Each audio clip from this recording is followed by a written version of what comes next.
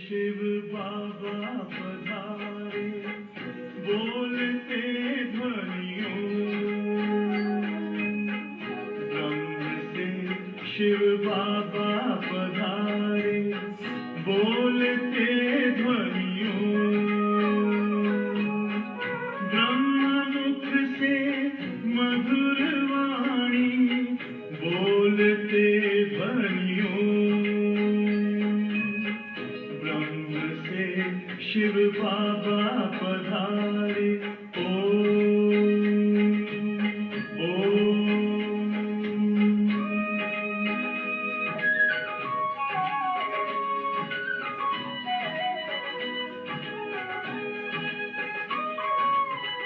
ओम की इस मधुर ध्वनि से किया परिवर्तन, शांति सिखा के बदला सभी का जीवन। आदिदेव प्रजापिता श्री बोलते ध्वनियों, ब्रह्ममुख से मधुर वाणी बोलते ध्वनियों, शिव बाबा पधारे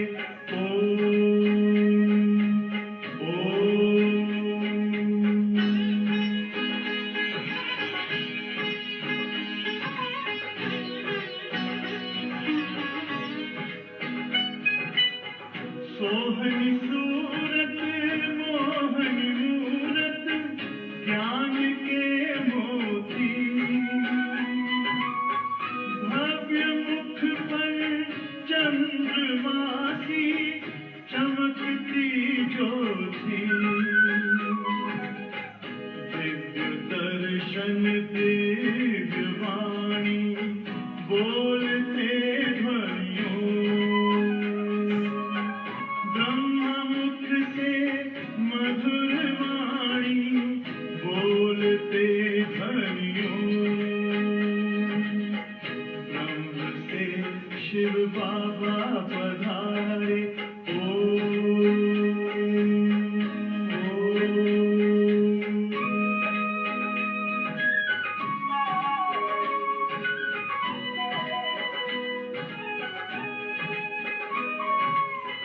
विश्व में थी पाप की जब घटा छाई, तब विभूति आप जैसी धरती पे आई, एक तार में बंध के सारे बोलते ध्वनियों, ब्रह्ममुख से मधुर वाणी बोलते ध्वनियों,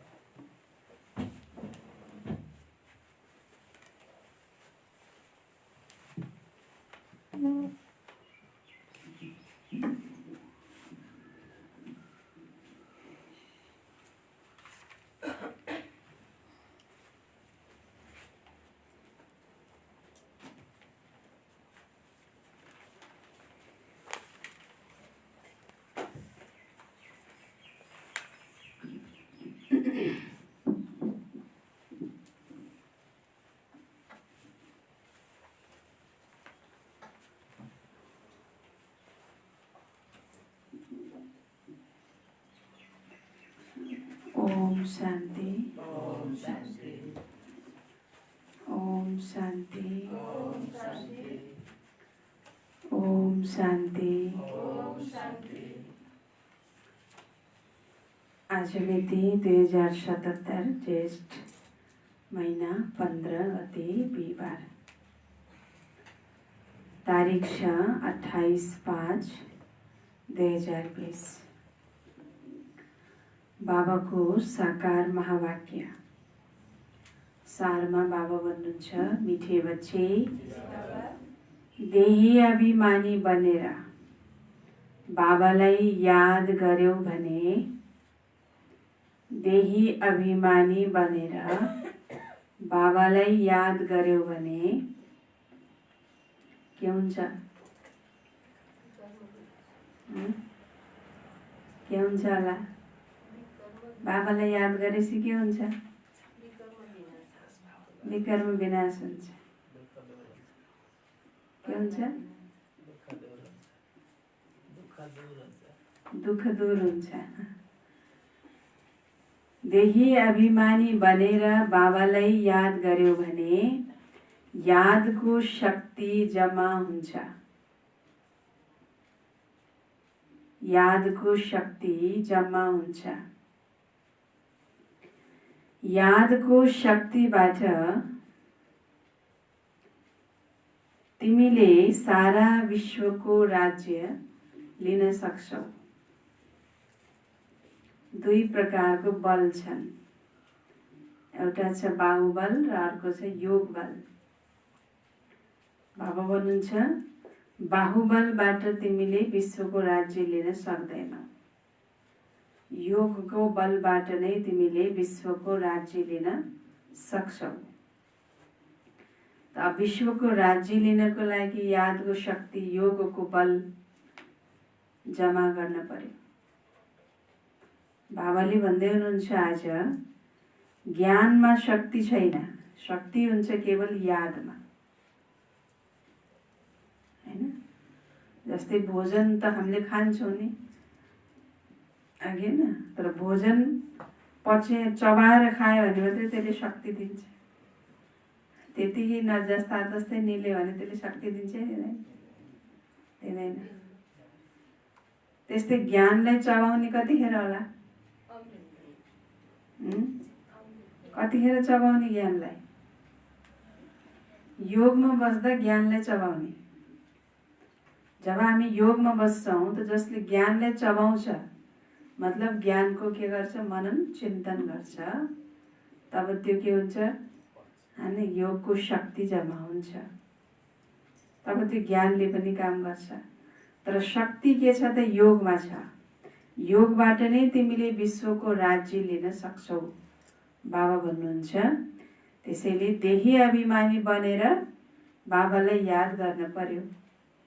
देह सम्झेर, स्वार्थ राखेर, हैन, मेरो यो इच्छा पुरा होस् बाबा, मेरो त्यो इच्छा पुरा होस् बाबा, हैन? बाबा त भनेको छ, तर त्यहाँ देह अभिमानमा आएर भनेको छ भने त्यसबाट शक्ति जम्मा हुँदैन। त्यसैले बाबाले भन्दै हुनुहुन्छ, मिठे बच्चे देही अभिमानी बनेर बाबालाई याद गर्यौ भने तिम्रो, हैन, के हुन्छ? यादको शक्ति जम्मा हुन्छ। यादको शक्तिबाट तिमीले सारा विश्वको राज्य लिन सक्छौ। प्रश्न छ, कुन चाहिँ कुरा तिमी बच्चाहरूको संकल्प सपनामा पनि थिएन? कुन चाहिँ कुरा तिमी बच्चाहरूको संकल्प सपनामा पनि थिएन, जो यथार्थमा भएको छ?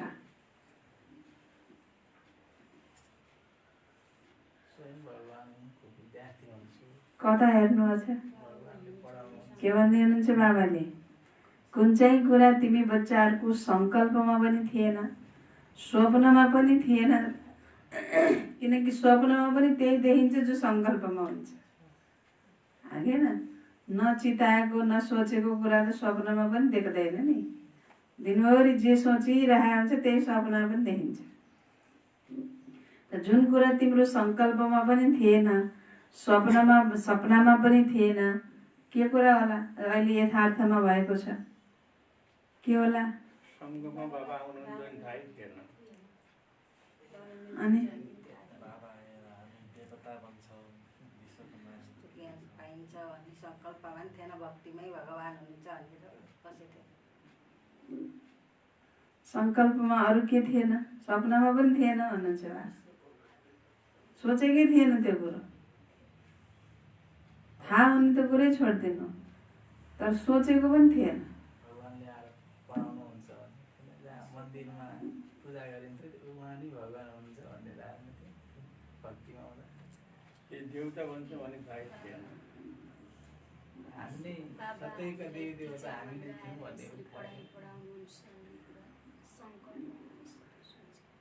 उत्तर सुन्नु। तिम्रो सङ्कल्प सपनामा पनि थिएन। तिम्रो सङ्कल्प सपनामा पनि थिएन। हामी भगवानबाट राजयोग सिकेर विश्वको मालिक बन्छौँ। थियो? देवता बन्ने, विश्वको मालिक बन्ने। हामी त कहिले केही बन्नै सकिन्न। मरेपछि किरो पट्याङ्ग्रो बन्ने कि होइन? त्यही सोच्थे, अहिले पनि त्यही सोच्छ होला होइन? फलानु शरीर छोड्यो, हजुरबाले शरीर छोड्नुभयो, ससुराले शरीर छोड्नुभयो होइन? भँगेरो बनेर आउनुपर्छ क्या भन्ने सोध्छौँ हामीले, होइन? घरमा काग आएर काम गरेछ भने काग बनेर आएछन् क्या भनेर भन्छौँ, होइन त? तर त्यो होइन। बाबाले भन्दै हुनुहुन्छ त्यो त निश्चय हुनु पर्यो नि हामीले। जो सही कुरा, यथार्थ कुरा चाहिँ बाबाले जो आएर बताउनु भएको छ होइन, त्यसमा हामीलाई के हुनु पर्यो त? होइन, 100% निश्चय हुनु पर्यो। त यो त तिम्रो सङ्कल्प सपनामा पनि थिएन कि हामी भगवानबाट राजयोग सिकेर विश्वको मालिक बन्छौँ। थियो त कहिले? राजाईको लागि पढ्छौँ, राजाईको लागि पढ्छौँ। अहिले तिमीलाई अथा खुसी छ। अहिले तिमीलाई अथाह खुसी छ।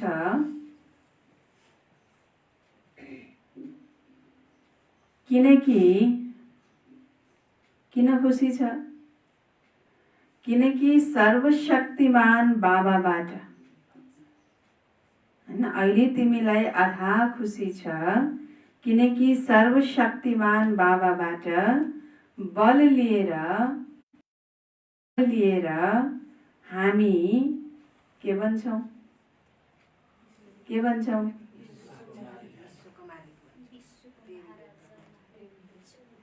हामी सतयोगी स्वराज्य अधिकारी बन्छौँ। सतयोगी स्वराज्य अधिकारी बन्छौँ। स्वराज्य अधिकारी त हाम्रो आफ्नै राज्य हो, अर्काको राज्य खोसेर अधिकार लिएको होइन। स्वराज्य अधिकारी भनेको हाम्रो आफ्नै राज्यलाई गुमाइयो र आफ्नै राज्यको अब अधिकारी हामी बन्छौँ। अब आफ्नै राज्यको अधिकारी बन्नको लागि पनि के चाहियो? के चाहियो त? के चाहियो? ल मुरली त सुन्नु अघि रहन्छ। के चाहियो राज्य अधिकार लिनको लागि? अहिले बाबाले के भन्नुभयो? योगको बल चाहियो। बिना यो बाबाले भगि भनिरहनु छ, बिना योग बलको तिमीले राज्य लिन सक्दैनौ। के चाहियो? ज्ञानले त हुँदैन, ज्ञानले हुँदैन। ज्ञानलाई गोली मार्नु। के चाहियो? योग चाहियो। ज्ञानबाट राज्य लिने होइन हामीले। ज्ञानी त दुनियाँमा कति छन्, कति सबैले राज्य लिन्छन्। हामी भन्दा नि धेरै जाने बुझेका ज्ञानीहरू पनि छन्, होइन? त ज्ञानमा ताकत छैन। बाबा भन्दै हुन्छ योगमा ताकत छ। तिमीले राज्य लिने योगबाट हो। तिमीले होइन देवी देवता बन्ने तिमी कसरी हो? योगबाट हो, ज्ञानबाट होइन। ज्ञान भनेको त तलवार हो, त्यो तलवारमा योग भनेको धार हो। धार भनेको तलवारलाई राम्रोसित काम गर्ने बनाउनको लागि दुवैतिर धार लाउनुपर्छ, एकातिर मात्रै धार लाएर हुँदैन। यदि धार छ भने मात्रै त्यो तलवारको अर्थ छ, नत्र छैन। नत्र त्यो मुडो भइहाल्छ, त्यो काठको भइहाल्छ, त्यसले केही पनि काम गर्दैन। त्यही भएर शक्ति केमा छ त? योगमा छ। काम केले गर्छ? योगले गर्छ, होइन, न कि ज्ञानले। त्यही भएर बाबा भन्दै हुनुहुन्छ, तिमीले कहिल्यै सङ्कल्पमा पनि सोचेका थिएनौ, सपनामा पनि थिएन तिमीलाई कि हामी भगवानबाट राजयोग सिकेर विश्वको मालिक बन्छौँ, राजै पाउनको लागि पढ्छौँ। डाक्टर बन्ने, इन्जिनियर बन्ने, वकिल बन्ने, मन्त्री बन्ने, नेता बन्ने अथवा व्यापारी बन्ने, कर्मचारी बन्ने भनेर त पढेको, राजा बन्ने भनेर पढेको हो त? सोचेकै थिएन कहिले पनि राजैको लागि पढिन्छ भनेर। त्यसैले तिमीलाई अहिले यो अथाह खुसी छ कि सर्वशक्तिमान बाबाबाट बल लिएर, ताकत लिएर, शक्ति लिएर नै हामी सत्ययुगी स्वराज्य अधिकारी बन्छौँ। हामी जुन राज्य अधिकार हामीले प्राप्त गर्छौँ त्यो पनि हामीले आफ्नो बलबाट होइन, बाबाबाट बल लिएर हो। बाबाले बल दिनुहुन्छ र बाबाबाट बल लिनको लागि बाबालाई याद गर्नु पर्यो। योगको बल चाहियो, होइन। श्री शास्त्रमा देखाइन्छ नि, बिना श्री कृष्णको मद्दतको पाण्डवहरूले महाभारत युद्ध जित्न कहाँ सक्थे त? यदि साथमा भगवान हुन्थेन भने यिनीहरूमा त के ताकत थियो त? त उनीहरूले त भगवानको, ईश्वरको, परमात्माको बलबाट नै त्यो युद्ध जिते नि त, होइन? हो त्यस्तै बाबा भन्नुहुन्छ, यहाँ पनि जो हामीले लिइरहेको छौँ त आफ्नो बलबाट होइन, परमात्मा बलबाट, होइन, ईश्वरीय बलबाट, ईश्वरीय ताकतबाट नै हामीले, होइन, यो स्वराज्य अधिकारलाई लिन्छौँ। यो कुरा दिलमा पक्का धारण गर्न पर्यो, होइन त? ओम शान्ति। यहाँ बच्चीहरू छन् अभ्यासको लागि। वास्तवमा यहाँ सन्दलीमा उनीहरू बस्नुपर्छ जो देही अभिमानी बनेर बाबाको यादमा बस्छन्। ड्रिल गराउँछ नि, ड्रिल गराउँदा एउटालाई अगाडि राख्छ, राख्दैन? अब त त्यो जो ड्रिल गराउनलाई अगाडि बस्यो त्यही यता र उता चलेर बस्यो, पछाडिकोले क्याप्छन्, तिनीहरू पनि त्यही गर्छन् नि। अगाडिको यदि स्ट्रिक छ भनेको पछाडिका पनि के हुन्छन्? स्ट्रिक हुन्छन्। अब अगाडिको नै ध्यान कन्सन्ट्रेट छैन, होइन, स्थिति तलमाथि भइरहेको छ त पछाडिकोले पनि त्यही गर्छन्, किनकि अगाडिको त्यही गरिरहेछ। यो सन्दलीमा त्यो आत्मा बस्नुपर्छ जसले देही अभिमानी बनेर बाबालाई याद गर्छन्। यदि यादमा बस्दैनन् भने उनीहरू टिचर कहलाउन सक्दैनन्। ल, बाबाले के भनिदिनु भयो? बसेको त छ सन्दलीमा, तर योग लागेकै छैन, चञ्चलता छ भने बाबा भन्छ यादमा बस्न सक्दैन भने उनीहरू टिचर कहलाउन सक्दैनन्, होइन? यादमा शक्ति हुन्छ, ज्ञानमा शक्ति हुँदैन। के भन्नु बाबाले? शक्ति केमा छ? तलवारमा छ कि फलाममा छ शक्ति, कि धारमा छ? केमा छ शक्ति? दाउरा बाले नै आगो हुने हो, तर शक्ति केमा छ? आगोमा छ कि दाउरामा? बाबाले भन्नुहुन्छ त्यसै शक्ति केमा छ त? योगमा छ, यादमा, ज्ञानमा छैन। ज्ञान त अब होइन, ज्ञान सुनिन्छ, तर त्यो ज्ञानलाई जबसम्म युज गरिन्न नि त ज्ञान शक्तिशाली बन्दैन। जस्तै भोजनलाई चपाएपछि मात्रै त्यसले के गर्छ त? ताकत दिन्छ भने जस्तै ज्ञानलाई पनि जबसम्म हामीले आफ्नो जीवनमा, प्र्याक्टिकल जीवनमा त्यसलाई प्रयोग गर्दैनौँ, प्रयोग नगरेसम्म त्यो ज्ञानमा शक्ति कति छ भन्ने कुराको थाहा हुँदैन, थाहा लाग्दैन। त्यसैले ज्ञानलाई शक्तिशाली बनाउनको लागि, होइन, त्यसलाई योगमा प्रयोग गर्नुपर्ने हुन्छ। यसलाई भनिन्छ नै यादको बल। योग बल सन्यासीहरूको शब्द हो। बाबाले कठिन अक्षर प्रयोग गर्नुहुन्न।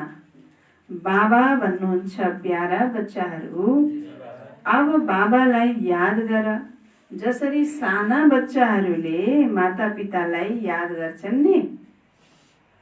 साना बच्चाहरूले के भनेर याद गर्छन्? उनीहरूको मुखमा बाबा बाबा आमा आमा मम्मा मामा बाहेक अरू के हुन्छ? केही पनि हुँदैन। अरू त के जान्दैनन् होइन? त्यस्तै साना बच्चाहरूले जसरी माता पितालाई याद गर्छन् त्यसरी नै बाबालाई याद गर। ती त देहधारी हुन्। सानो बच्चा जतिखेर नि आमा बुवाकै काखमा बस्न खोज्छ नि, खोज्दैन? अरूले बोलायो भने पनि जानै खोज्दैन, आफ्नै आमा बुवाको काख चाहिन्छ। त त्यस्तै बाबा भन्नुहुन्छ तिमी पनि त्यो बच्चा जस्तै जतिखेर नि बाबाकै काखमा के गर बसिरह। जसले जता लटपट्याउँछ त्यतै जान्छौ तिमी, होइन? जसले जता डोर्याउँछ त्यतै जान्छौ, अनि चाहिँ भट्किन्छौ, दुखी हुन्छौ, अनि फेरि ल बाबा भन्छौ फेरि, होइन? त्यही भएर बाबाकै काखमा के गर बसिराख। कोही कोही त्यस्ता बच्चा हुन्छन् लौकिकमा नि नटखटेहरू, यता आऊ बाबु भन्दा उता जान्छन् के, होइन? त्यस्तै यहाँ पनि बाबाको बच्चाहरू बाबाको काखलाई छोडेर अन्त जान्छन्। त बाबा भन्नुहुन्छ जसरी साना बच्चाहरूले माता पितालाई याद गर्छन् नि, ती त देहधारी हुन्, तिमी बच्चाहरू हौ विचित्र। यो चित्र यहाँ तिमीलाई मिल्छ, तिमी विचित्र देशका निवासी हौ, त्यहाँ चित्र रहँदैन। सबैभन्दा पहिला यो पक्का गर्नुपर्छ, हामी त आत्मा हौ। बाबा भन्नुहुन्छ प्यारा बच्चाहरू देही अभिमानी बन, आत्मा निश्चय गर। आफूलाई के गर? आत्मा निश्चय गर। तिमी निर्वाण देशबाट आएका हौ, त्यो तिमीहरू सबै आत्माहरूको घर हो। यहाँ पाठ खेल्न आउँछौ। सबैभन्दा पहिला को आउँछन् यो पनि तिम्रो बुद्धिमा छ। दुनियाँमा यस्ता कोही छैनन् जसलाई यो ज्ञान होस्। अब बाबा भन्नुहुन्छ शास्त्र आदि जे पढेका छौ ती सबैलाई के गर? भुल। शास्त्र आदि जे पढेका छौ ती सबैलाई भुल। कृष्णको महिमा, फलानाको महिमा कति गर्छन्, गान्धीको पनि कति महिमा गर्छन्। जसरी उनले रामराज्य स्थापना गरेर गएका हुन्, रामराज्य नै स्थापना गरेर गएका हुन्, जस्तै गरी के गर्छन्? महिमा गर्छन्। त रामराज्य ल्याउने त उनको एउटा सङ्कल्प मात्रै हो, त रामराज्य ल्याउन त नसके नि। तर महिमा कसरी गर्छन्? रामराज्य नै स्थापना गरे सरह गर्छन्। कति धेरै महिमा छ, कति धेरै उनीहरूको होइन गायन छ। त गान्धीको पनि कति महिमा गर्छन्। तर शिव भगवान उवाच आदि सनातन राजा रानीको राज्यको जुन नियम थियो, बाबाले राजयोग सिकाएर राजा रानी बनाउनु भयो, त्यस ईश्वरीय रीतिरिवाजलाई त टुटाइदिए, होइन? बाबाले के भन्नुभयो? शिव बाबाले जुन नियम सिकाउनु भयो, जुन नीति सिकाउनु भयो, होइन? आदि सनातन देवी देवताको राजधानीमा जुन नियम थियो, त्यो जो बाबाले सिकाउनु भएको थियो, जसको आधारमा बाबाले राजा रानी बनाउनु भयो, त्यो ईश्वरीय रीतिरिवाजलाई त मनुष्यले के गरिदिए? टुटाइदिए। शिव बाबाले बनाएको नीति नियममा चलिन्जेल त्यो दुनियाँमा के थियो? शान्ति थियो, सुख थियो, आनन्द थियो, सतीव थियो। जब त्यो ईश्वरीय नीति नियमबाट मनुष्य चाहिँ तल खसे, त्यसलाई तोडिदिएपछि बाबा भन्नुहुन्छ के भयो त? अब दुःख सुरु भयो। उनले भने राजै चाहिँदैन, हामीलाई प्रजामाथि राज्य चाहिन्छ। अब उनको के हालत भयो? दुःख नै दुःख, लडाईँ झगडा गरिरहन्छन्। अनेक मत भएको छ, त्यसैको लागि त लडाईँ भयो नि। अब गणतन्त्र ल्याउने, राजतन्त्रलाई समाप्त गरेर के गर्ने? गणतन्त्र ल्याउने भनेको त के हो त? राजा चाहिँदैन, होइन? हामी प्रजामाथि राज्य भए हुन्छ भनेको त हो नि। गणतन्त्र लोकतन्त्र भनेको त्यही होइन? बाबा भन्नुहुन्छ त राजतन्त्र चाहिँदैन, हामीलाई राजा चाहिँदैन, राजा रानी राजै चाहिँदैन, प्रजामाथि राज्य चाहिन्छ भनेर जुन ईश्वरीय नीति नियम थियो, रीतिरिवाज थियो, त्यसलाई तोडिदिए। त अब हालत के भयो त? दुःखै दुःख छ, प्रजामाथि राज्य छ, तिनीहरू नै आपसमा के गरिरहन्छन्? ऊ उसको टाउका चढेछ, ऊ उसको टाउकामा चढेछ, होइन? लडाईँ चाहिँ झगडा गरिरहन्छन्। राजा त कोही छँदै छैन, होइन? अनेक मत भएको छ। अब तिमी बच्चाहरूले श्रीमत अनुसार राज्य लिन्छौ। तिमीमा यति तागत हुन्छ जसले गर्दा त्यहाँ सेना आदि हुँदैनन्, डरको कुनै कुरा हुँदैन। यी लक्ष्मी नारायणको राज्य थियो, अद्वैत राज्य थियो। दुई त छँदै थिएनन्, जसकारण ताली बजोस्। द्वैत भनेको थिएनै थिएन, एउटा मात्रै थियो। अद्वैत माने एक धर्म, एक भाषा, एक कुल, एक मत, एक राज्य, हैन? सबै कुरा एउटै भएपछि यसले कोसँग लड्ने? दुईटा मत भएको लड्ने, दुईटा धर्म भएको लड्ने, दुईटा राज्य भएको लड्ने, होइन? अब सबै कुरा एक छ त एक भएपछि त कोसँग लड्ने? त्यही भएर बाबा भन्दै हुनुहुन्छ डरको कुनै कुरा हुँदैन, द्वैत छँदै छैन जसकारण ताली बजोस्। त त्यसलाई भनिन्छ अद्वैत राज्य। तिमी बच्चाहरूलाई बाबा देवता बनाउनुहुन्छ, फेरि द्वैतबाट तिमी बच्चाहरूलाई देवता बनाउनुहुन्छ, फेरि द्वैतबाट अद्वैतबाट द्वैत बन्छन्, द्वैतबाट फेरि दैत्य बन्छन्, होइन? के भन्छन्? द्वैत मतमा आएपछि के बनियो? दैत्य भयो, होइन? बाबा भन्नुहुन्छ रावणद्वारा दैत्य बन्छन्। अहिले तिमी बच्चाहरूलाई थाहा छ हामी सारा विश्वको मालिक थियौँ। तिमीलाई विश्वको राज्य केवल यादको शक्तिबाट मिलेको थियो, अब फेरि मिलिरहेको छ। कल्प कल्प मिल्छ केवल यादको शक्तिबाट। पढाइमा पनि बल छ, जसरी अधिवक्ता बनेपछि उनीहरूमा शक्ति हुन्छ नि, त्यो हो पाइ पैसाको बल। बाहिरको पढाइमा पनि केही बल छ, तर त्यो बाबा भन्नुहुन्छ पाइ पैसाको बल भयो, पाइ पैसाको। तिमीले योग बलबाट विश्वमाथि राज्य गर्छौ, सर्वशक्तिमान बाबाद्वारा शक्ति मिल्छ। तिमीले भन्छौ बाबा हामी कल्प कल्प हजुरबाट सत्ययुगको स्वराज्य लिन्छौँ, फेरि गुमाउँछौँ, फेरि लिन्छौँ, फेरि गुमाउँछौँ, फेरि लिन्छौँ, फेरि लिन्छौँ, फेरि गुमाउँछौँ। तिमीलाई पुरा ज्ञान मिलेको छ। अहिले हामीले श्रीमतको आधारमा श्रेष्ठ विश्वको राज्य लिन्छौँ, विश्व पनि श्रेष्ठ बन्छ। यो रचयिता र रचनाको ज्ञान तिमीलाई अहिले छ। रचयिता र रचनाको बारेमा ज्ञान बाबाले हामीलाई अहिले नै दिनुभएको छ। सतयुगमा देवताहरूलाई हुँदैन। बाबाले भन्नुभयो दुनियाँको पढाइमा पनि केही न केही बल त छ, तर त्यो पाइ पैसाको। पढ्यो, दिमागमा धारण गर्यो, डिग्री हासिल गर्यो, सर्टिफिकेट प्राप्त गर्यो, अनि पढेका कुराहरू दिमागी रूपमा धारण गर्यो, अनि त्यही अनुसारको होइन काम पायो, नोकरी गर्यो, पैसा कमायो। त्योभन्दा बाहेक अरू के छ? अरू के कमायो त? होइन, अरू के कमायो? थोरै बहुत इज्जत कमाउला, तर बाबाले भन्नुहुन्छ अरू के कमाउँछ? न शान्ति कमाउँछ, न सुख कमाउँछ, न खुसी कमाउँछ, न आनन्द कमाउँछ। कमाउँछ? अरू त कमाउन सक्दैन। त विनाशी पढाइबाट त्यो विनाशी चिज नै कमाउँछ।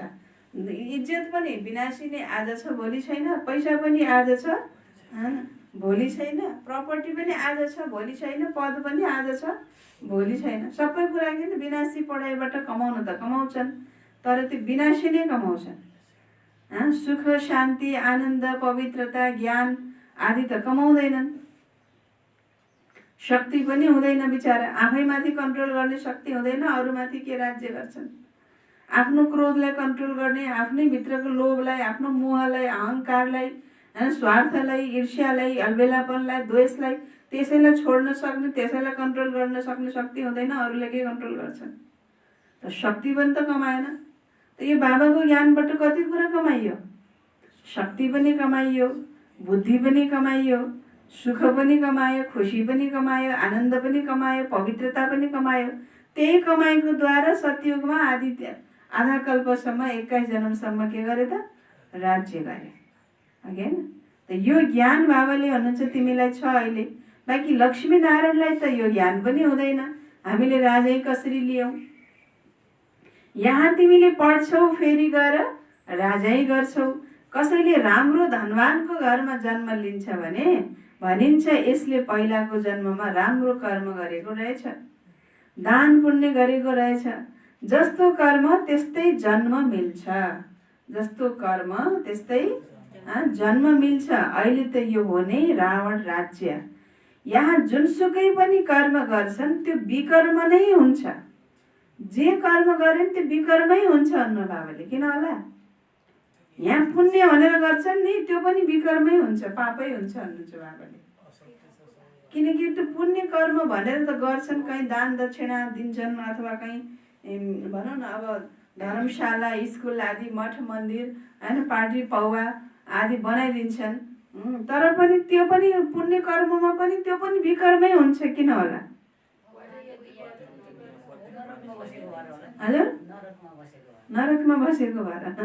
अनि किनकि बाबाले भन्नुहुन्छ भले उनीहरूले जुन शुभ कार्य गर्छन् त्यो शुभ कार्यको पछाडि नाम मान शान यश प्रतिष्ठा प्राप्तिको लालसा छ, अपेक्षा छ।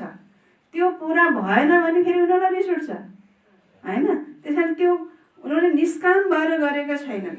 त्यो कामना राखेर मेरो यति नाम हुन्छ, मेरो यति मान हुन्छ, मैले यति मान पाउँछु, मेरो यति प्रशंसा हुन्छ भन्ने हिसाबबाट नाम मान शान इज्जत पद प्रतिष्ठाको लालसा, त्यसको इच्छा, त्यसको लोभ राखेर गरेको छन्। आखिर मान पद प्राप्तिको इच्छा पनि त लोभ नै त हो नि होइन।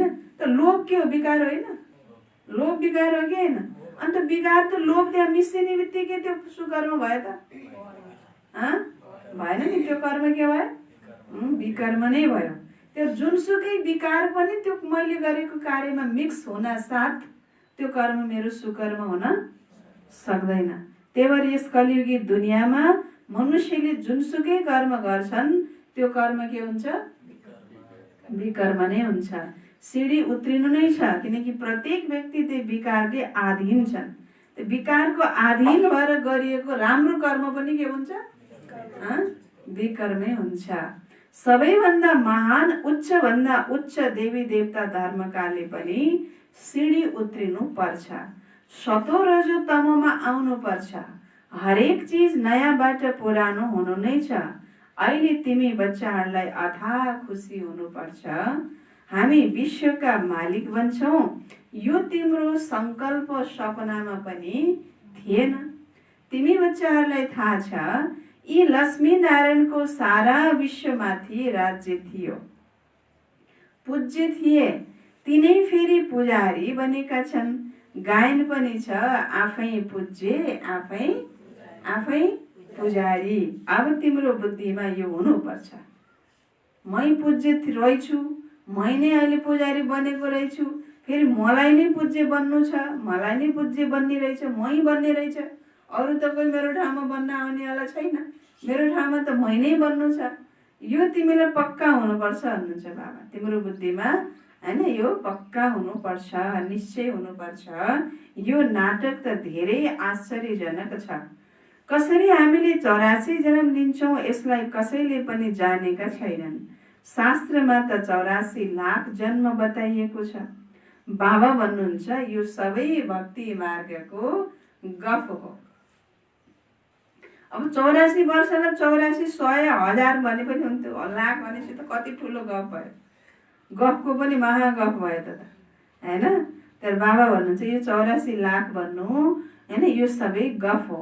रावण राज्य हो नि, राम राज्य र रावण राज्य कसरी हुन्छ यो तिमी बच्चाहरू सिवाय अरू कसैको बुद्धिमा पनि छैन। रावणलाई हरेक वर्ष जलाउँछन्, दुश्मन हो नि। 5 विकार मनुष्यका दुश्मन हुन्। रावणको किन जलाउँछन् कसैले पनि जानेका छैनन्। जान्दै नजानी जलाउने, जान्दै नजानी पूजा गर्ने, एकातिर जान्दै नजानी जलाउने। जलाएको किन हो त्यो पनि थाहा छैन, पुजारीको किन हो त्यो पनि थाहा छैन। अगेन बाबा भन्दै हुनुहुन्छ कति अज्ञानी रहेछ मान्छे। जो आफूलाई संगम युगी सम्झिन्छन् उनको स्मृतिमा रहन्छ अब हामी पुरुषोत्तम बनिरहेका छौँ। भगवानले हामीलाई राजयोग सिकाएर नरबाट नारायण, भ्रष्टाचारीबाट श्रेष्ठाचारी बनाउनुहुन्छ। तिमी बच्चाहरूलाई थाहा छ हामीलाई उच्चभन्दा उच्च निराकार भगवानले पढाउनुहुन्छ। कसले पढाउनुहुन्छ? उच्चभन्दा उच्च, ऊभन्दा उच्च अरू कोही छँदै छैन। सबैभन्दा उच्च भगवान निराकारले हामीलाई पढाउनुहुन्छ। तिमी बच्चाहरूलाई थाहा छ। हामीलाई उच्चभन्दा उच्च निराकार भगवानले पढाउनुहुन्छ। कति अथाह खुसी हुनुपर्छ विद्यालयमा विद्यार्थीहरूको बुद्धिमा हामी विद्यार्थी हौँ भन्ने रहन्छ नि, रहँदैन? ती त उन सामान्य टिचर पढाउने वाला, यहाँ त तिमीलाई भगवानले पढाउनुहुन्छ। जब पढाइबाट यति उच्च पद मिल्छ भने कति राम्ररी पढ्नुपर्छ। यस्तो उच्च पद पाउने वाला पढाइ पढ्दैछौँ भने कति राम्ररी पढ्नु पर्ने होला, कति राम्ररी पढ्नुपर्छ होला। के होला राम्ररी पढ्ने भनेको? मनलाई आछ मनलाई नआछ त्यसलाई राम्ररी पढ्ने भन्छ भनिन्न होला, होइन? अनि फेरि आएर हाजिर त भयो, तर फेरि बुद्धि त फेरि यहाँ हमारा तन होगा वहाँ हमारा मन होगा भन्दै हेरेर घर त फेरि धन्दा धोरी दुकान धनमान मर्यादा, होइन? त्यो पैसा प्रपर्टी सन्तान छोराछोरी नाति नातिना त्यतै घुमिरहेछन्, त्यसलाई राम्ररी पढेको भन्ने कि नभन्ने होला, होइन? यी सबै कुराहरूबाट मैले कति राम्ररी पढेको छु भन्ने कुरा बुझ्न सकिन्छ। ध्यान, तन पनि मन पनि। सुन्ने कानले हो तर ध्यानले सुन भनिन्छ। हेर्ने आँखाले हो तर ध्यान दिएर हेर है भनिन्छ, होइन? बोल्ने मुखले हो तर ध्यान दिएर बोल्नु पर्दैन भनिन्छ, होइन? हिँड्ने खुट्टाले हो तर ध्यानले हिँड है भनेर भनिन्छ। भनेपछि गर्ने सारा केले रहेछ? ध्यानले भन्नुको मतलब भित्री आँखाले, भित्री बुद्धिले। त भित्र मैले राम्रोसित भित्री इन्द्रियलाई युज गरेर कर्म गरिरहेको छु भने त्यो ध्यान दिएर गरेको भयो। त्यस्तै यहाँ पनि हामीले पढ्न त पढेको छौँ, आएको पनि छौँ, सुनेको पनि छौँ, तर कसरी सुनिरहेको छु, कसरी मैले चाहिँ कर्म गरिरहेको छु, व्यवहार गरिरहेको छु, त्यसको आधारमा मैले आफूलाई बुझ्न सक्छु कि मैले कति ध्यान दिएर कति राम्रोसित पढाइ पढेको छु कि छैन। त्यही भएर बाबा भन्दै हुनुहुन्छ छ पनि धेरै सजिलो, केवल बिहान आधा पाउने घण्टा पढ्नुपर्छ, सारा दिन धन्दा आदिमा याद गर्न भुलिन्छ, त्यसैले यहाँ बिहानै आएर यादमा बस्छौ भनिन्छ। बाबालाई धेरै प्यारले याद गर, बाबा हजुर हामीलाई पढाउन आउनुभएको छ। अहिले हामीलाई थाहा भएको छ हजुर 5000 वर्षपछि आएर पढाउनुहुन्छ। बाबाको पासमा बच्चाहरू आए भने बाबा सोध्नुहुन्छ पहिला कहिले मिलेका थियौ, पहिला कहिले मिलेका थियौ? यस्तो प्रश्न साधु सन्यासी आदि कसैले कहिले सोध्न सक्दैनन्। त्यस सत्सङ्गमा त जसले चाह्यो गएर बस्न सक्छ। धेरैलाई देखेर भित्र घुस्छन्। तिमीले पनि अहिले सम्झिन्छौ हामीले गीता रामायण आदि कति खुसीले सुन्थ्यौँ, तर केही पनि बुझ्दैनथ्यौँ। सुन्ने बेला त कति मुन्टो हल्लाइ हल्लाइ आँखाबाट आँसु नै आउँथ्यो होला। सुन्दाखेरि खुसीले सुन्थ्यौँ तर बुझेको केही पनि छैन। त्यो सबै भक्तिको नै खुसी हो। धेरै खुसीमा नाचिरहन्छन् तर फेरि तल उत्रिँदै आउँछन्। भिन्न भिन्न प्रकारका हठयोग आदि गर्छन्। तन्दुरुस्तीको लागि नै सबैले गर्छन्।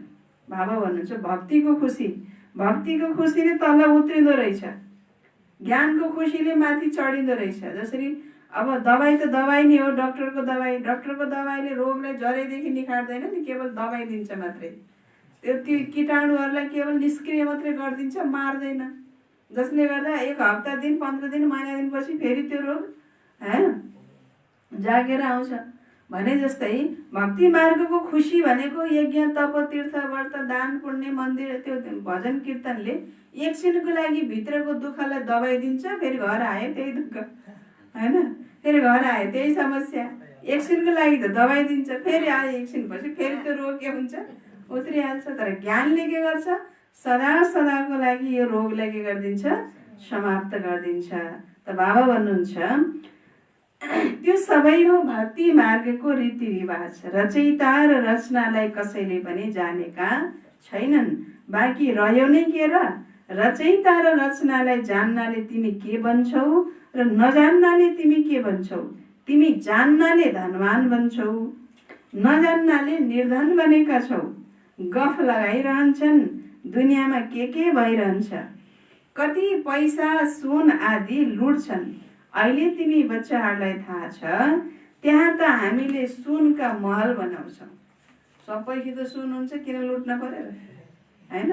यहाँ त बाबाले भन्नुहुन्छ होइन, कति पैसा सुन आदि घर गहना सबै के छन् त, अब त सुन किन लुट्न पर्यो? सुन लएर के हार्ने? अहिलेको परिस्थितिमा सुन लएर काम छ? अहिले त अब के लुटमार चल्ने हो? अब बाबा भन्नुहुन्छ यहाँ त कति लुटमार मात्रै छ। सत्ययुगमा त सुनका महलहरूमै तिमी बस्छौ त त्यहाँ लुटमार हुने कुरै छैन। अच्छा,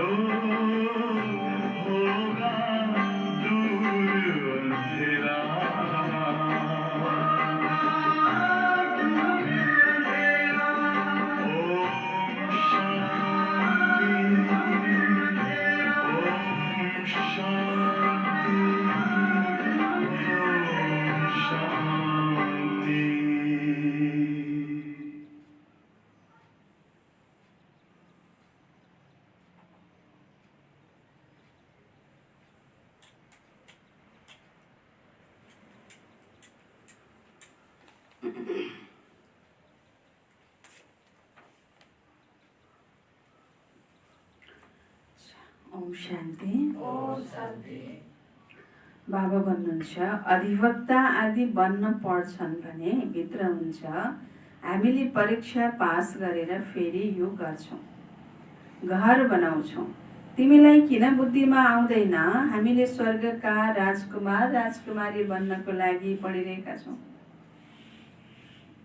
एउटा वकिल बन्नलाई कसैले पढ्छ भने पनि उसको बुद्धिमा सदा यही हुन्छ कि मैले यो परीक्षा पास गरेपछि हैन मैले यो गर्छु यति पैसा कमाउँछु घर बनाउँछु भन्ने उसको बुद्धिमा हुन्छ। तिमीलाई यो बुद्धिमा किन हुँदैन कि म स्वर्गको राजकुमार राजकुमारी बन्नको लागि पढिरहेको छु? किन हुँदैन भन्नुहुन्छ बाबा। कति खुसी हुनुपर्छ, तर बाहिर जान साथ खुसी खत्म हुन्छ। साना साना बच्चीहरू यस ज्ञानमा लाग्छन्। सम्बन्धीहरूले केही पनि बुझ्दैनन्, भनिदिन्छन् जादु हो, भन्छन् हामीले पढ्न दिँदैनौँ। यस अवस्थामा जबसम्म नाबालिग छ त्यतिसम्म मातापिताले भनेको मान्नुपर्छ। मैले लिन सक्दिनँ, धेरै खटपट हुन थाल्छ। सुरुमा कति खटपट भयो। बच्चीले भन्छन् म 18 वर्षकी हुँ, बाबुले भन्छन् होइन 16 वर्षको हो, नाबालिग छ। झगडा गरेर समातेर लिएर जान्थे सुरुमा पनि। अब नाबालिग भन्नु अर्थात् बाबुको हुकुम अनुसार चल्नु।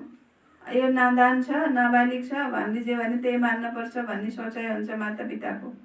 त्यही भएर उसको इच्छा अनुसारको गर्न दिँदैनन् हैन। त बाबा भन्नुहुन्छ बालिग भएपछि जे चाहे त्यो गरोस्, नियम पनि छ नि।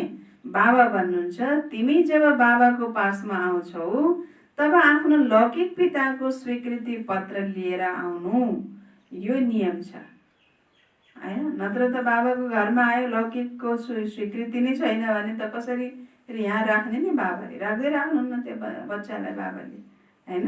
त्यही भएर अनुमति पत्र स्वीकृति पत्र त चाहिन्छ। त्यही भएर बाबाले सुरुमा पनि के गर्नुभयो, जब पहिला सुरुमा त भागेर आएकालाई अब जाऊ, अब घरमा चाहिँ नि एकदमै दुःख कष्ट अत्याचार हैन सितम सहेर बाबाको पासमा भागेर आएकाहरूलाई तुरुन्तै फर्काएर स्वीकृति पत्र लिएर आऊ भन्न त भएन बाबाले। तर त्यति बेला शरण लिन आएकाहरूलाई बाबाले चाहिँ नि राख्नुभयो, राखेर तपस्या गराउनु भयो। अनि जब तपस्या पुरा भयो नि, पुरा भइसकेपछि नि बाबाले फेरि घर घरमा गएर जसको घरबाट स्वीकृति पत्र ल्याएको थिएन, जाऊ अब आफ्नो घरमा जाऊ र माता पिताको भाइको जो छ दाइको स्वीकृति पत्र अनुमति पत्र लिएर आऊ कि हामी विश्व कल्याणको सेवामा आफ्नो जीवन लगाएका छौँ, यसमा तिमीहरूले अनुमति दिनुपर्छ हामीलाई। अब हाम्रो दुनियाँमा जाने चाहिने इच्छा छैन, हामी ईश्वरीय सेवामा आफ्नो जीवन अर्पण गर्छौँ भनेर स्वीकृति लिएर आऊ भनेर सबलाई बाबाले पठाउनु भयो। अनि सबैले आफ्नो घरमा गएर हैन स्वीकृति पत्र लिएर आउनुभयो हैन, त्यस अनुसारको जीवन दिनुभयो। त यो यज्ञको के छ त? नियम छ। त बाबा भन्दै हुनुहुन्छ तिमी जब बाबाको पासमा आउँछौ त आफ्नो लौकिक पिताको स्वीकृति पत्र लिएर आउनु, यो नियम छ। फेरि चालचलन पनि हेर्नुपर्छ। अब स्वीकृति पत्र त लिएर आयो, तर फेरि उसैको चालचलन ठिक छैन भने त पनि फेरि राख्न मिल्दैन। चालचलन पनि त हेर्नु पर्यो नि, फेरि कस्तो चालचलन छ भन्ने कुरो। सर्भिस गर्नुको सट्टा उल्टै डिसर्भिस गर्छ, सेवा गर्नुको सट्टा उल्टै बोझ चढाउँछ, बोझ चढाएर बसेको छ भने त फेरि त ठिक हुँदैन हैन।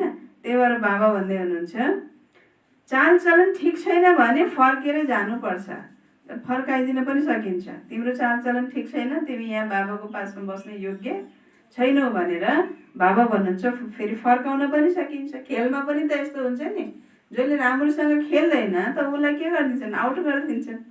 राम्रोसँग खेल्न नसक्नेलाई के गर्छन्? खेलमा पनि के गर्छन्? राम्रोसँग खेल्न नसक्नेलाई आउट गरिदिन्छन् नि।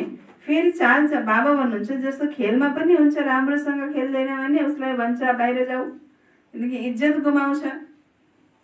त्यस्तै यहाँ बाबाको पासमा आएर पनि राम्रोसित सेवा गर्न सक्दैन भने, चालचलन ठिक छैन भने बाबा भन्नुहुन्छ उसलाई त फेरि बाहिर जाऊ त भन्नै पर्यो नि, नियम अनुसार त परेन। अहिले तिमी बच्चाहरूलाई थाहा छ हामी युद्धको मैदानमा छौँ। कल्प कल्प बाबा आएर हामीलाई मायामाथि विजय प्राप्त गराउनुहुन्छ। मूल कुरा हो पावन बन्ने, पतित बनेका हौ विकारबाट। बाबा भन्नुहुन्छ काम महाशत्रु हो, यसले आदि मध्य अन्त्य के गर्छ? दुःख दिन्छ। त जो ब्राह्मण बन्छन् उनै फेरि देवी देवता धर्ममा आउँछन्। ब्राह्मणहरूमा पनि नम्बरवार छन्। बत्तीमा पुतली आउँछन्, कोही त जलेर मर्छन्, कोही चक्कर लगाएर जान्छन्, कोही त्यहीँ घुमी घुमी घुमी जलेर मर्छन्, कोही चाहिँ नि टाढैबाट त्यो जल्न डराउँछन् न, टाढैबाट हेरेर मात्रै हिँड्छन्, कोही अलि टाढाबाट चक्कर लगाएर जान्छन्, होइन? यहाँ पनि त्यस्तै त छन् नि बाबाको बच्चाहरूको अवस्था। कोही पुरा समर्पण भइहाल्छन्, मरिहाल्छन् के अरे झाटको, कोही फेरि यसो हेरौँ के अरे पहिला 2-4 महिना भन्छन्, अनि फेरि चक्कर लगाएर कोही कोही त यस्ता पनि हुन्छन्, आयो बस्यो अलिकति भित्रको भ्यू जान्यो अनि फेरि गयो, अनि बाहिर गएर फेरि बदनाम गऱ्यो, होइन? डिसर्भिस गऱ्यो, त्यहाँ त यस्तो हुने रहेछ, त्यहाँ त उस्तो हुने रहेछ। बाबा भन्नुहुन्छ कोही मर्न सक्दैनन्, चक्कर मारेर जान्छन्, कोही फेरि पुरा बलि चढिहाल्छन्। पहिला त रगतले पनि लेखेर दिन्थे, बाबा म हजुरको हुँ, फेरि पनि मायाले हराइदिन्छ। मायाको युद्ध यति चल्छ, यसलाई नै युद्ध स्थल भनिन्छ। यो पनि तिमीले सम्झन्छौ, परमपिता परमात्माले ब्रह्माद्वारा सबै वेद शास्त्रको सार सम्झाउनुहुन्छ। चित्र त धेरै बनाएका छन्। नारदको उदाहरण पनि यस समयको हो। सबैले भन्छन् हामी लक्ष्मी वा नारायण भन्छौँ। बाबा भन्नुहुन्छ आफूभित्र हेर, म लायक छु, लक्ष्मी नारायण बन्ने म लायक छु, होइन? बाबा भन्नुहुन्छ आफैले आफैलाई हेर, म भित्र कुनै विकार त छैन। नारद भक्त त सबै छन् नि। एक उदाहरण, यो एक उदाहरण लेखिएको छ। सबै कुरा त देवताको मुख र फेरि पुच्छर चाहिँ नि बाँदरकै भयो भने फेरि कसरी लक्ष्मीलाई बढ्ने, होइन? यता अहङ्कार पनि आयो, होइन? यता बन्दरपना त छ नि, केही न केही बन्दरपना छ कि छैन, म लायक छु कि छैन, ममा कुनै विकार छ कि छैन। बाबा भन्नुहुन्छ आफूलाई हेर, म लक्ष्मीलाई बढ्ने, लक्ष्मी नारायण बन्ने लायक छु कि छैन। भक्ति मार्गकाले भन्छन् हामीले श्री लक्ष्मीलाई वरण गर्न सक्छौँ। बाबा भन्नुहुन्छ सक्दैनन्। जब ज्ञान सुन्छन् तब नै सद्गति पाउन सक्छन्। म पतित पावन नै सबैको सद्गति गर्नेवाला हुँ। अहिले तिमीले सम्झन्छौ बाबाले हामीलाई रावण राज्यबाट मुक्त गर्नुहुन्छ। त्यो हो जिस्मानी यात्रा। भगवान वाच मनमना भव। पुग्यो। यसमा अरू धक्का खानुपर्ने कुरा छैन। मनमना भव, मनले बाबाले याद गर, फेरि धक्का धेरै किन खान पर्यो, होइन? मनमना भव बसी त पुगिहाल्यो। बाबा भन्दै हुनुहुन्छ फेरि अरू धक्का खानुपर्ने कुरा छैन। ती सबै हुन् भक्ति मार्गका धक्का।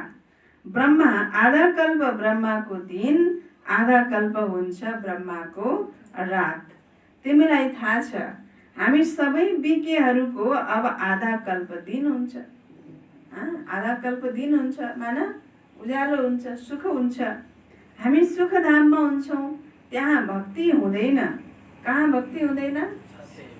कहाँ भक्ति हुँदैन? सतयुगमा भक्ति हुँदैन। तिमीहरू सबै पहिला रफ पत्थर थियौ, होइन? कस्तो पत्थर थियो? पत्थर पनि रफ हुँदो रहेछ, होइन? रफ पत्थर थियौ। अहिले बाबाले धार लगाउँदै हुनुहुन्छ। बाबा जहरी पनि हुनुहुन्छ नि। ड्रामा अनुसार बाबाले रथ पनि अनुभवी लिनुभएको छ। गायन पनि छ। गाउँलेका छोरा, कृष्ण गाउँलेका छोरा कसरी हुन सक्छन्? उनी त सत्ययुगमा थिए। सत्ययुगमा कहाँ गाउँलेका छोरा हुन्छन्? गाउँमा जन्मेर गाई चराउने त्यस्तो हुन्छ सत्ययुगमा? फेरि कि छैन? अब राजकुमार गाई चराउनु गयो होला नि त। कलियुगमा पनि राजकुमार राजकुमारी गाई चराउँछन्। कलियुगी राजकुमार राजकुमारी अलि ठुलो खानदानीहरूले त गाई चराउन जान्दैनन्। निम्न स्तर भनेको अब एकदम, होइन, एकदमै निम्न भन्दा निम्न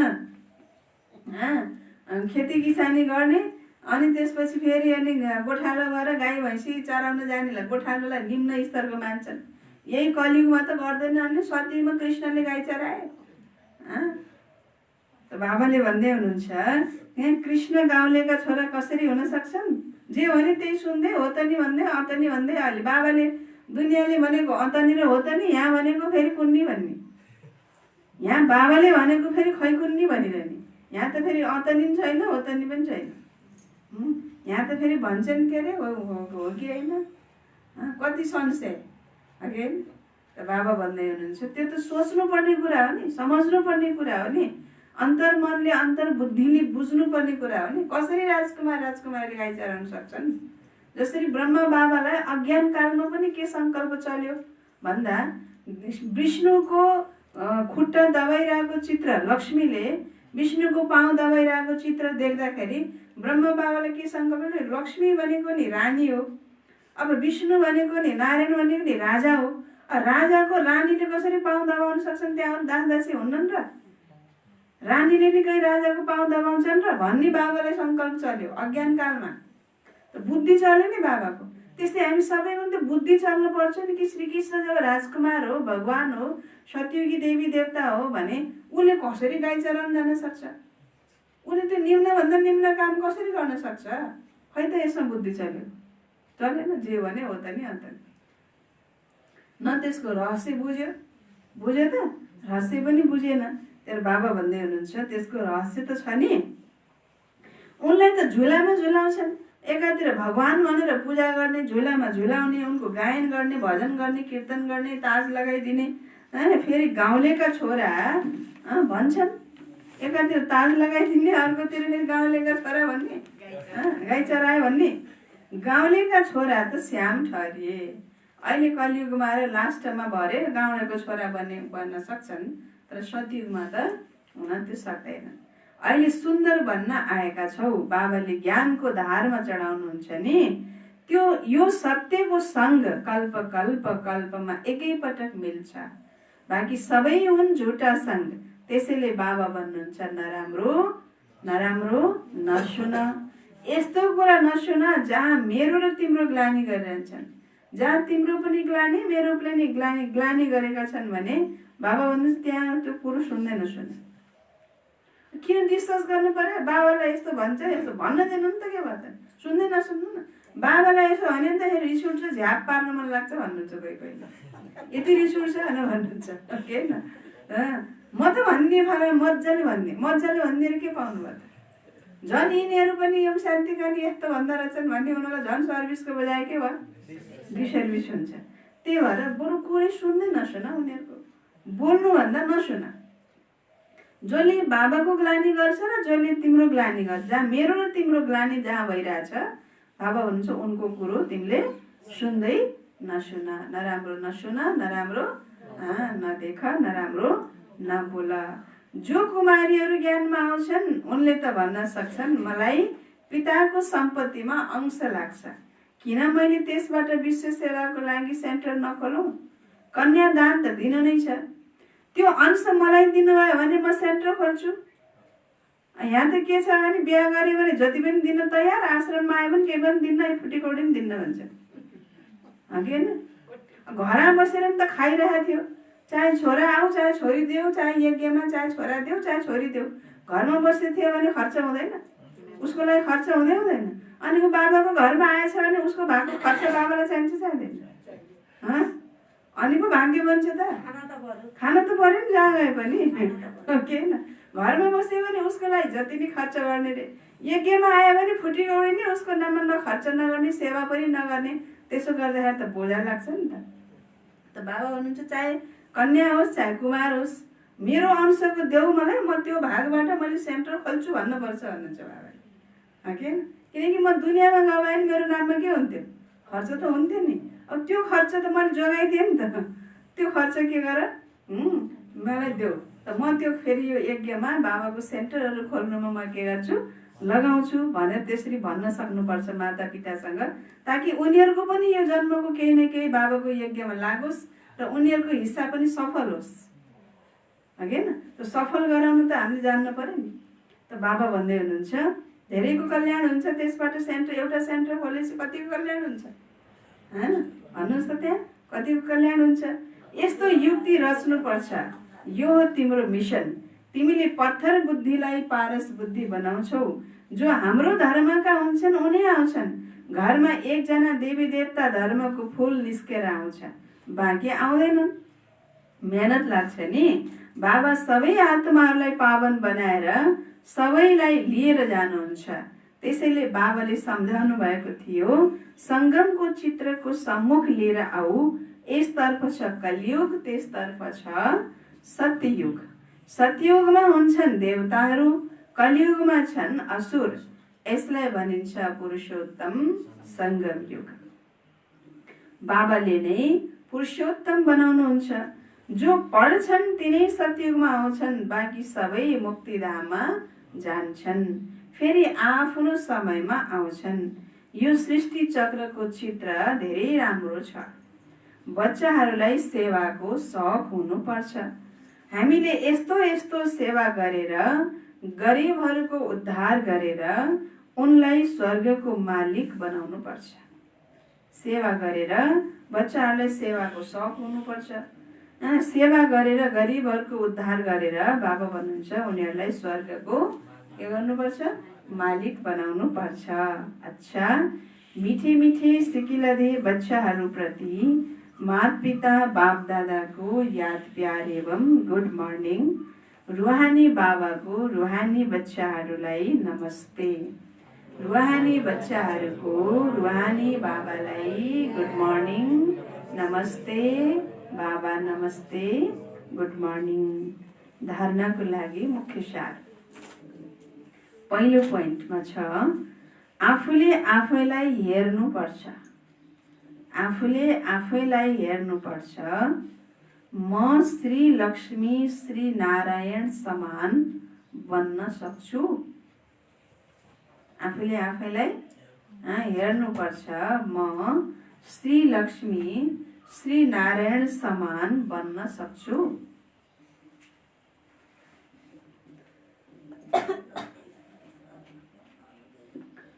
म भित्र कुनै विकार त छैन, म भित्र कुनै विकार त छैन।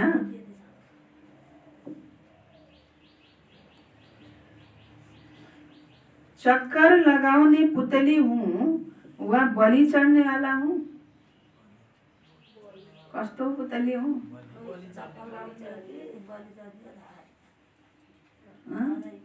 कस्तो पुतली भन्ने? चक्कर लगाएर आएर चक्कर लगाएर जाने वाला, केवल चक्कर लगाउने वाला हूँ वा बलि चढ्ने वाला हूँ? यस्तो चाल चलन त छैन। यस्तो चाल चलन त छैन जसबाट बाबाको इज्जत जान्छ। बाबाको इज्जत जाने चाल चलन त छैन मेरो। बाबा भन्नुहुन्छ त्यो हेर, आफ्नो चाल चलनबाट, बोलीबाट, व्यवहारबाट, हैन, बाबाको इज्जत र मैले राखेको छु कि बाबाको इज्जत के गरेछु? घुमाइरहेको छु। त्यो बाबाले भन्नुहुन्छ के गर? आफूलाई हेर। यस्तो चाल चलन त छैन जसबाट बाबाको इज्जत जान्छ। नम्बर 2, अथाह खुसीमा रहनको लागि, अथाह खुसीमा रहनको लागि बिहान सबेरै प्रेमले बाबालाई याद गर्नु पर्छ र पढाइ पढ्नुपर्छ।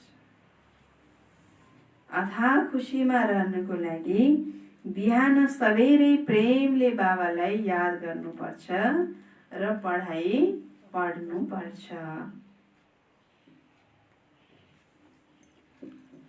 भगवानले हामीलाई पढाएर पुरुषोत्तम बनाइरहनु भएको छ। पुरुषोत्तम बनाइरहनु भएको छ। हामी संगम युगी हौं। हामी संगम युगी हौं। यस नशामा रहनुपर्छ। हामी संगम युगी हौं, हैन? भगवानले हामीलाई पढाएर पुरुषोत्तम बनाइरहनु भएको छ। यस नशामा रहनुपर्छ र खुसीमा रहनुको लागि, अथाह खुसीमा रहनुको लागि बिहान सबेरै उठेर प्रेमले बाबालाई याद गर्नुपर्छ र पढाइ राम्ररी पढ्नुपर्छ। यो दुईटा कुरा, याद र पढाइ।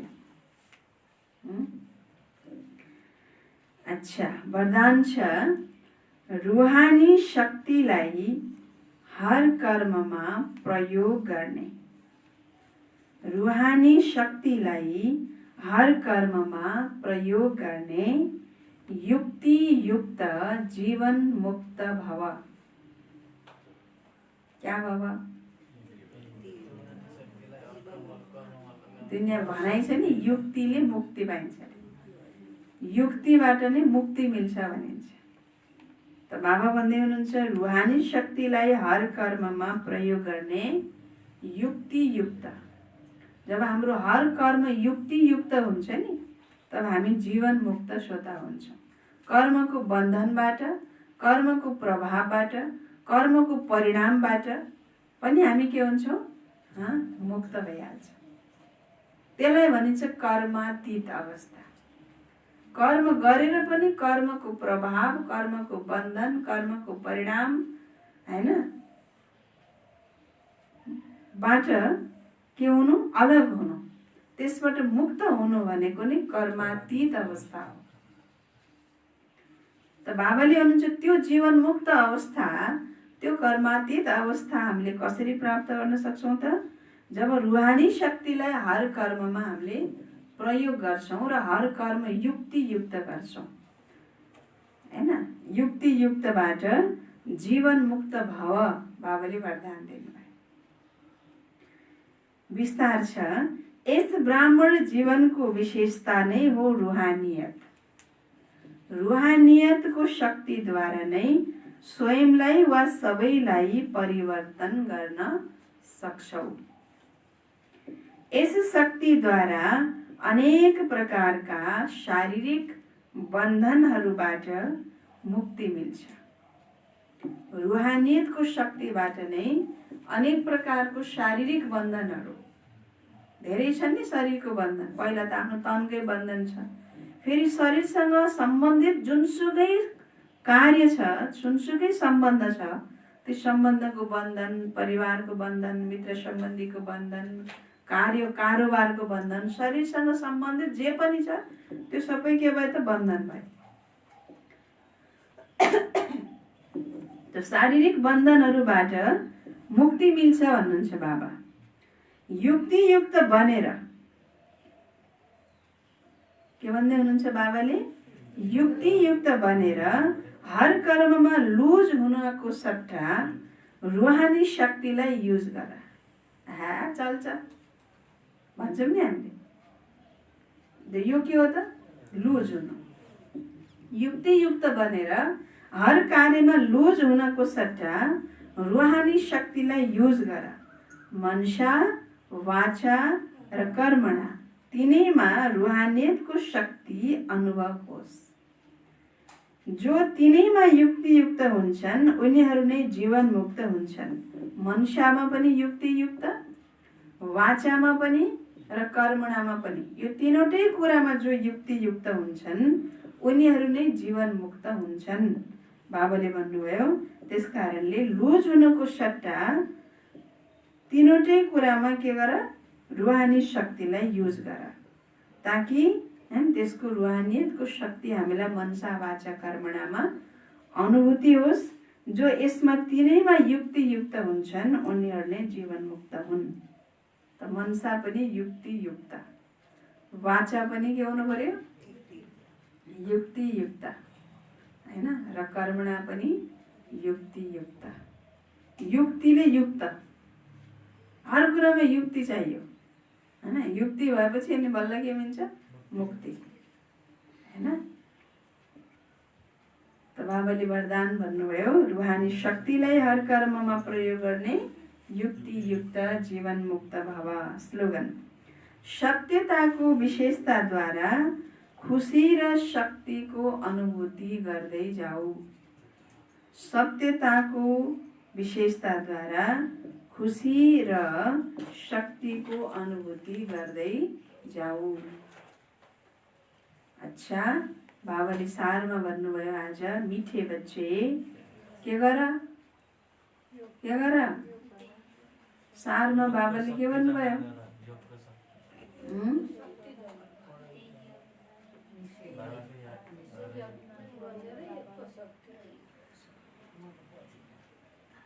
बिर्स्यो। देही अभिमानी बनेर यतिन्जेल सुन्यो अनि सुनाए के गर्यो? हाँ? बाबाले भन्नुभएको छ सारमा, मिठे बच्चे देही अभिमानी बनेर बाबालाई याद गर्यो भने देह अभिमानमा आएर सुन्छ नि त बिर्सिन्छ सबै। देही अभिमानी बनेर सुन्यो भने भित्र पक्छ हैन, बुझ्नुभयो नि? त्यही भएर बाबाको मूल्य त एक एक कुरा देही अभिमानी बनेर सुन्नुपर्छ। आत्म अभिमानी बनेर सुन्यो भने बाबाले भन्नुहुन्छ अनि हामीलाई धारणा हुन्छ, त यादको शक्ति जम्मा हुन्छ भन्नुभयो बाबाले। देही अभिमानी बनेर बाबालाई याद गर्यो भने यादको शक्ति जम्मा हुन्छ। यादको शक्तिबाट तिमीले सारा विश्वको राज्य लिन सक्छौ। भगवानबाट भगवानले आएर हामीलाई राजयोग सिकाउनुहुन्छ, हामी विश्वको मालिक बन्छौँ, हामी राजाको लागि पढ्छौँ। भगवानबाट हामी राजयोग सिक्छौँ भन्ने कहिले सोचेको थियो? सपनामा थियो? सङ्कल्पमा थियो? थिएन। र जुन कुरा सङ्कल्पमा सपनामा पनि थिएन त्यो अहिले साकार भएको छ। हामी भगवानबाट राजयोग सिकिरहेका छौँ, पढाइ पढिरहेका छौँ, विश्वको राज्य अधिकारी हैन बन्नको लागि योगको बल जम्मा गरिरहेका छौँ, सर्वशक्तिमानबाट ताकत लिइरहेका छौँ आफ्नो राज्य प्राप्त गर्नको लागि। त यो खुसी तिमी बच्चालाई सदा रहनुपर्छ भन्नुहुन्छ बाबाले। अच्छा, ओम शान्ति, ओम शान्ति।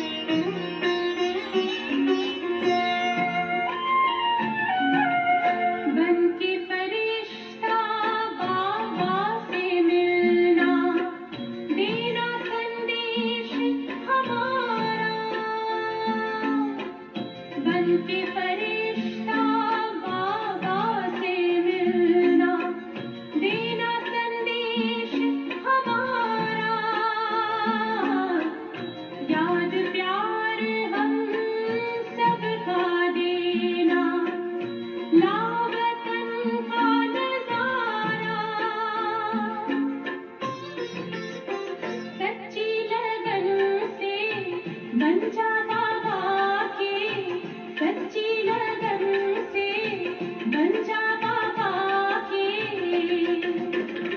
तू गले को हार, उड़ जा प्यारे वतन में, नीले अंबर के उस पार, ओ नीले अंबर के उस पार, पंछी रे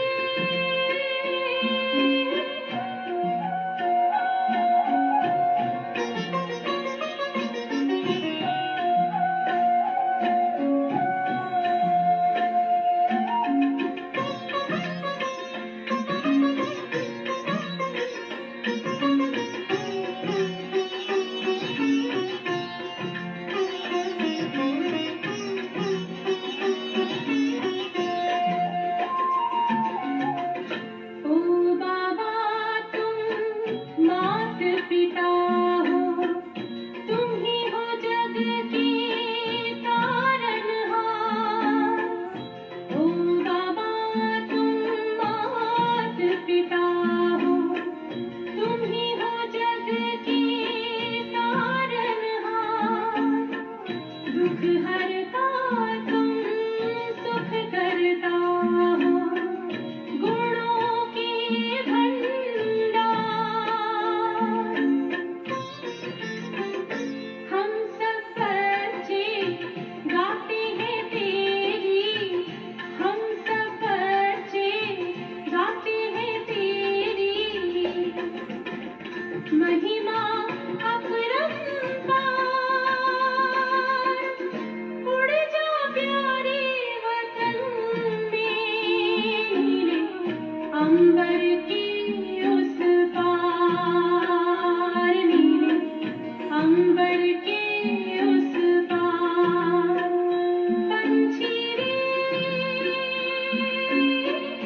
उड़ जा प्यारे वतन में, नीले अंबर के उस पार, नीले अंबर के उस पार, ओ नीले अंबर के उस पार, नीले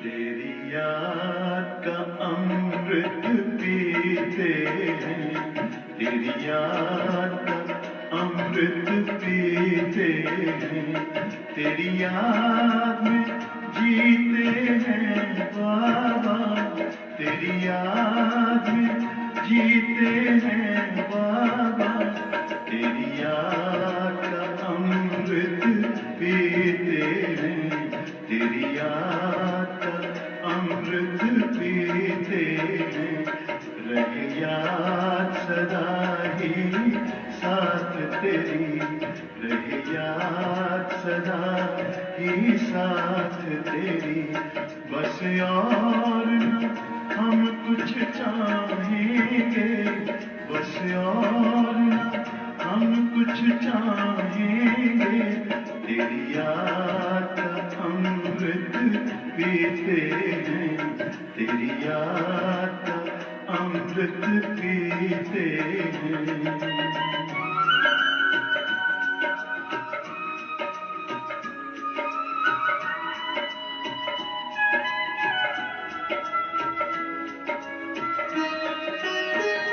जो पल बीते तेरी यादों में, जो पल बीते तेरी यादों में, वो पल अविनाशी होते हैं, वो पल अविनाशी होते हैं, हर पल को सफल बना देंगे, हर पल को सफल बना देंगे, तेरी याद कभी ना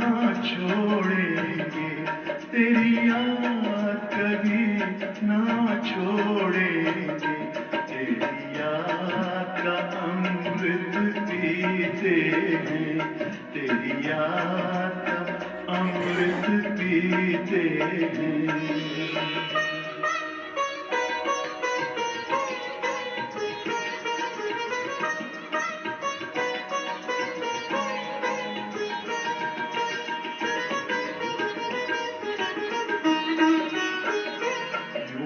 आप रहो संग संग बाबा, यूं ही आप रहो संग संग बाबा, इस दुनिया के सुख पाने क्या, इस दुनिया के सुख पाने क्या, लहराते रहे तेरी यादों में, लहराते रहे तेरी यादों में, उन यादों में खो जाएंगे, उन यादों में खो जाएंगे।